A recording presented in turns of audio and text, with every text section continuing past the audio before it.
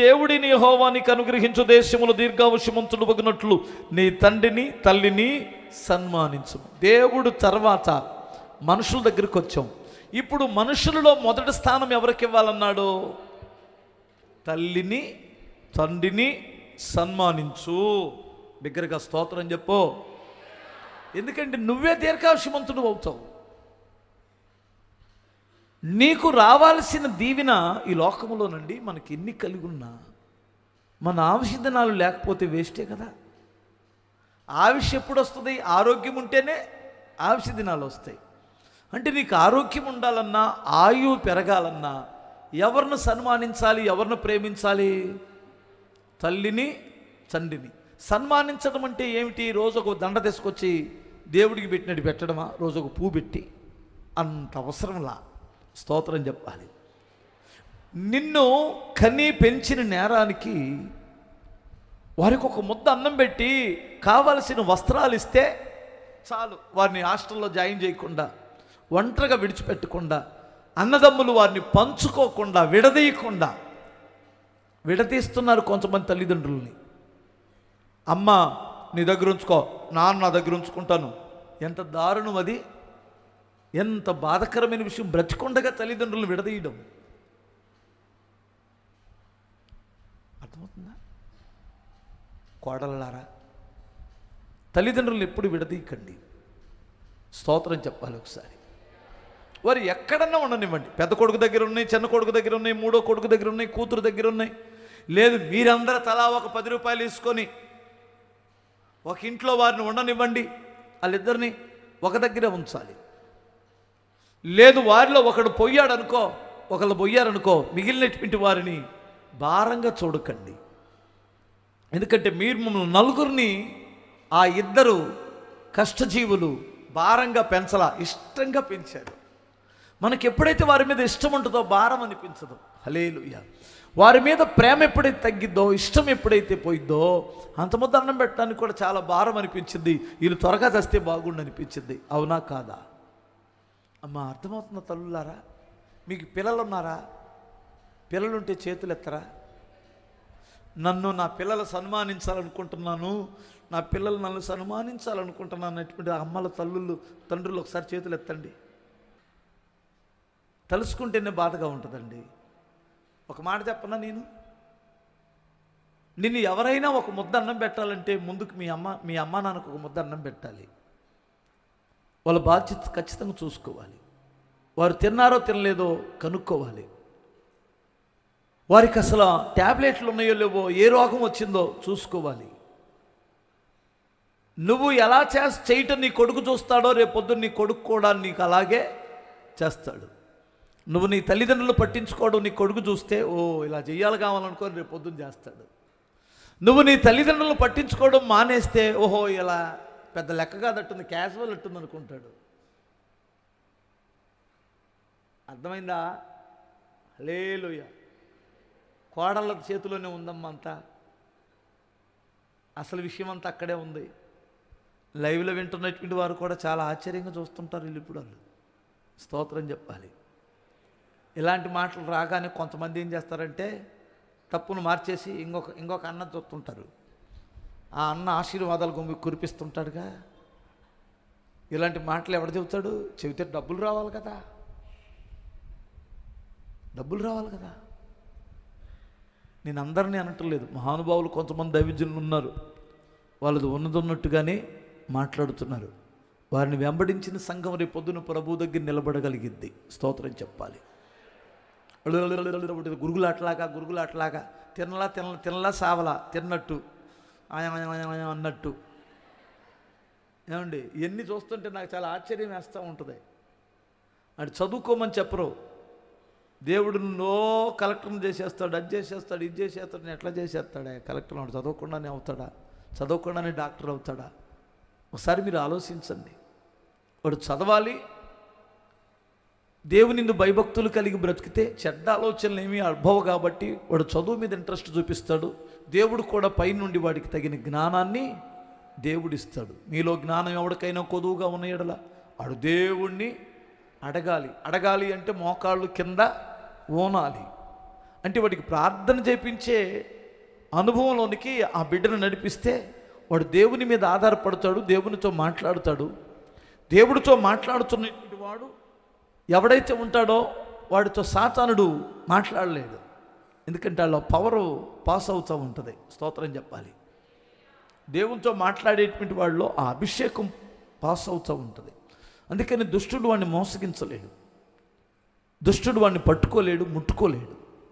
అందుకని గమనించండి, నీ తల్లిని తండ్రిని ఏం చేయాలి? వారి పట్ల సన్మానించడం అంటే అగౌరవపరచవద్దు, అగౌరవపరచవద్దు. అదే సన్మానించడం అంటే. వారిని సోదోళ్ళని తోలనాడి మాట్లాడే సోది ఆపుతావా? నా నోట్లో నుంచి ఎప్పుడైనా మా అమ్మను కానీ మా నాన్న కానీ, రే మీరు విన్నారుగా, మా నాన్న నన్ను ఒకసారి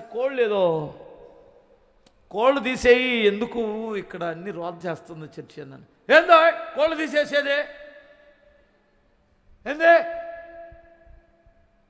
నీకేమన్నా అటమవసరం ఏందే అన్నాడు. ఈ రేంజ్ కంటే ఇంకా రేంజ్లో అన్నాడు.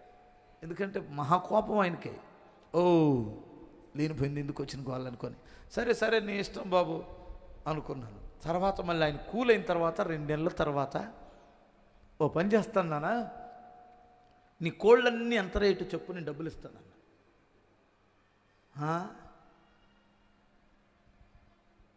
10,000 అవుతాయి అయ్యా అన్నాడు. సరే 10,000 ఇచ్చా, కోళ్ళు తీసేయి అన్న. కోళ్ళు తీసేసి మొత్తం కట్టకట్టి మా బాబాయికి ఎవరికో ఇచ్చుకున్నాడు. మామూలు మేధావు కాదు. అరే నువ్వు తీసుకెళ్ళరా కోళ్ళని అన్నాడు. అని అయ్యా మరి ఒక్క పెట్టను ఉంచుతాం, అది మీకే, 2 పెద్ద సేవకులు 2 కోసేద్దు కానీ అన్నాడు. నేను నిజమేననుకొని సరే 1 ఉంచులే అన్నాను. మరలా 6 నెలల తిరక్కుతోలకే మళ్ళీ గుంపు కనపడుతుంది. మరి ఇప్పుడు మళ్ళీ గుంపు తీసేయాలంటే మళ్ళీ ఏం చేయాలి నేను?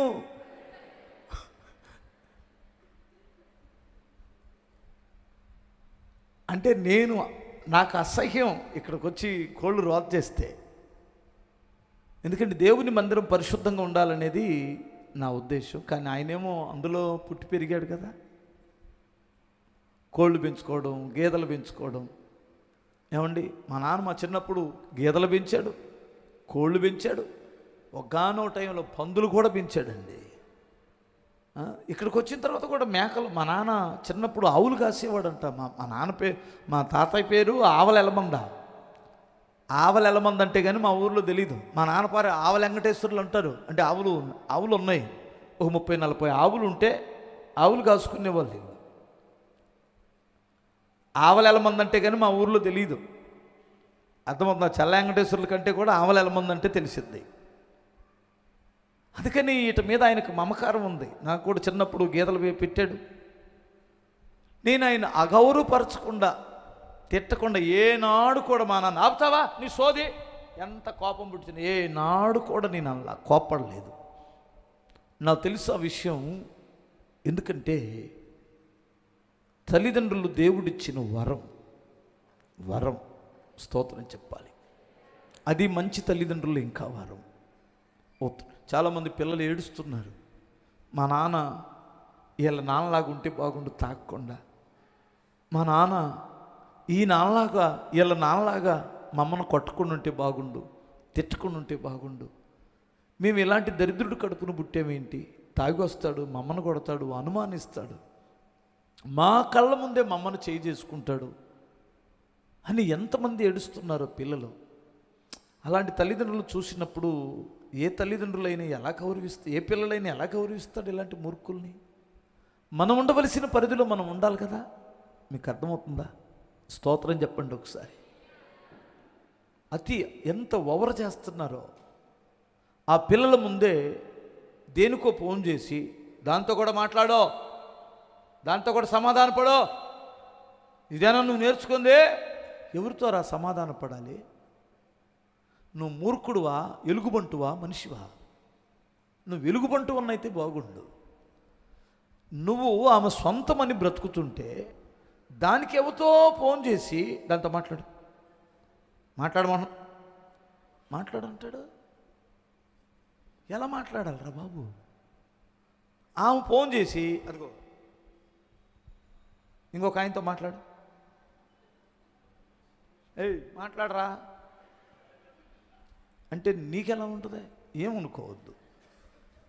రివర్స్ ఆలోచిద్దాం అంటున్నాను నేను. ఎవరిదైనా హృదయమే కదా. ఆడ మనిషికి ఉండేది అదే హృదయం, మగ మనిషికి ఉండేది అదే హృదయం. పవిత్రత అనేటువంటిది ఇద్దరిలో ఉండాలి. మిమ్మల్ని చూసినటువంటి పిల్లలు పవిత్రులై ఉంటారు. మీ జీవితాన్ని, మీ పవిత్రతను బట్టి మిమ్మల్ని గౌరవిస్తారు. నువ్వు చేసిందల్లా చేసి నా కొడుకులు నన్ను సన్మానించాలి, చూడ మ్యాచెస్ గారంట వాళ్ళ నాన్న మీద కోప్పడలేదంట అంటే, మా నాన్న మారాడు, నా చిన్నప్పుడే మారాడు, మా నాన్న బుద్ధిమంతుడయ్యాడు, మా నాన్న మీద నాకు ప్రేమ ఉంది. నాకు జ్వరం వస్తే మా నాన్న నాకు 15 సంవత్సరాల వయసులో 3 కిలోమీటర్లు నన్ను భుజం మీద వేసుకొని భుజాన్ని ఎక్కించుకొని వెళ్ళాడండి. 15 సంవత్సరాలు గాసిద్దులాగా ఉన్నాను నేను. 14 ఏళ్ళకే నేను పెద్ద కుర్రోళ్ళలాగా యవనస్తుల్లాగా అయిపోయాను నేను. ఏసాలు వచ్చేసినాయి. ఆ వయసులో మా నాన్న నన్ను భుజాల మీద ఎక్కించుకొని పరిగెత్తేవాడు. మరి మా నాన్న గౌరవించక ఇంకెవరిని గౌరవించాలి? ఒకసారి మీరు ఆలోచించండి. మా అమ్మ మా నాన్న ఏనాడు కూడా మా వయసు వచ్చిన తర్వాత మా నాన్న మా అమ్మను అనుమానంతో తన్నినట్టు కానీ, మా అమ్మ మా నాన్న మీద అనుమానం పడి దాన్ని ఉంచుకున్నావు దీన్ని ఉంచుకున్నావు అన్నట్టు కానీ మా చెవులు వినలా. అలాంటి పనులు వాళ్ళు చేయలా. నీతిమంతులుగా బ్రతికారు. ఇంకా వాళ్ళని గౌరవించుకుని ఎవరిని గౌరవించాలి? మీ ఇంట్లో ఏమి వినపడుస్తుందో ఒకసారి ఆలోచించండి. పొద్దున్న లేస్తే నీ ప్రవర్తన బాగలేదు, ఆయన ప్రవర్తన బాగలేదు. కొంతమంది జీవితాలలో ఏమని వాళ్ళు తల ఎక్కడ పెట్టుకొని తిరగాలి పిల్లలు? మా ఇంటికి మా నాన్న చచ్చిపోయిన తర్వాత బాబాయ్ వచ్చి వెళ్తున్నాడు, పెదనాన్న వచ్చి వెళ్తున్నాడు. బతుకులు పడిచావా? మిమ్మల్ని కాదు, మార్గం తప్పిన వారి గురించి మాట్లాడుతున్నాను నేను. పిల్లలు నిన్ను ఎలా గౌరవించాలంటారు నేను. పిల్లలు తలెత్తుకోలేకపోతున్నారు. ఊళ్ళో బంధువుల్లో ఏం మాట్లాడాలో వారికి తెలియటం లేదు. కొన్నిసార్లు తల్లికి తెలీదు తండ్రి చేసే పనులు. ఈ పిల్లల దగ్గర అంటుంటాడు, మీ నాన్న ఏంటి అలా చేస్తున్నాడు అంట కదా. తండ్రికి తెలియదు తల్లి చేసే పనులు. వాళ్ళ పిల్లల దగ్గరికి వచ్చి అంటుంటారు, మీ అమ్మ అంట కదా. అంటే పిల్లలు చచ్చిపోతున్నారండి. కనీసం ఎందుకన్నావు నువ్వు పిల్లలను? నాకు అర్థం కాదు. ఎందుకన్నావు అంటాను నేను. వాళ్ళ కొరకే కదా నువ్వు కష్టపడుతున్నావు, వారి కొరకు కదా చెమట తీస్తున్నావు. వారు చదువుకొని గొప్పవారు అవ్వాలనే కదా నువ్వు రాత్రి మొగలు అంత గొడ్డు చాకిరి చేస్తావు. మరి వారికి ఎలాంటి క్యారెక్టర్ నేర్పిస్తావు నువ్వు? ఒకసారి ఆలోచించండి. మిమ్మల్ని మీలో ఎవరో ఉన్నారని నేను మాట్లాడటల్లా. లైవ్ కూడా వెళ్తుంది. ఒకవేళ ఎవరైనా ఉంటే సరిచేసుకోండి. పిల్లల ముందు అతి జాగ్రత్తగా ప్రవర్తించండి. మీకు నిండు వందనాలు, స్తోత్రం చెప్పాలి. అప్పుడే పిల్లలు మిమ్మల్ని సన్మానిస్తారు, గౌరవిస్తారు. లేదంటే నీ వృద్ధాప్యంలో నువ్వు చేసిన క్రియలు గుర్తొచ్చి నిన్ను కొట్టబుద్ధి అయింది. కొడుతున్నారు చాలామంది పిల్లలు. జాగ్రత్త. పిల్లల దగ్గర లోకంలో ఎవడైనా కొట్టొచ్చు మనల్ని, తప్పులేదు, భరిద్దాం. కానీ కన్న బిడ్డలు చేసుకుంటే బ్రతకలేం. కన్న బిడ్డల చేతిలో దెబ్బలు తినకూడదు.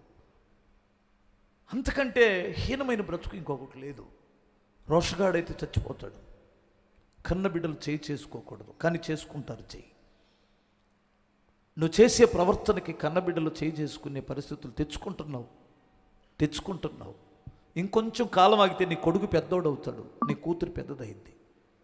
లోకస్తులు మాట్లాడుతున్న మాటలకి నిన్ను చేసుకోవాల్సి వస్తుంది. వాళ్ళను కూడా నువ్వు నేరస్తులను చేస్తావు. జాగ్రత్త.